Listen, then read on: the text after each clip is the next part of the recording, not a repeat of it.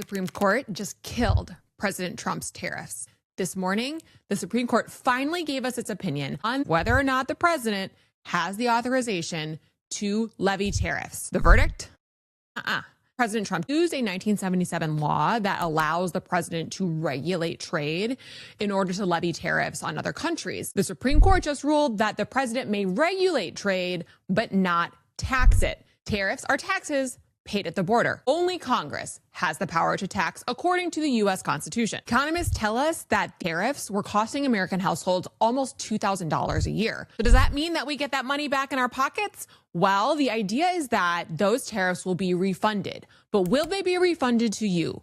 They will likely be refunded to the companies and importers who paid the taxes at the border. Where this really might show up in your pocket is what we've seen for inflation. We know over the past year that price inflation has been driven partially by tariffs. If the threat of more tariffs is removed, the expected pressures on inflation are likely going to be reduced this year. In addition, that may mean that the Federal Reserve has more leeway to cut rates. That could also lead to more money in your pocket in the form of reduced interest rates, mortgage rates, car loan payments. But here's the trade-off. The president says he has a backup plan. There are other authorities that the administration has used in order to apply tariffs to countries, such as the tariffs on steel and aluminum. So while all the headlines will be talking about how this is a loss for the president, the real story is not about political wins and losses. It's about what happens next, knowing that the president cannot create unilateral trade taxes. If you want to consider all of that context and more and how it affects you,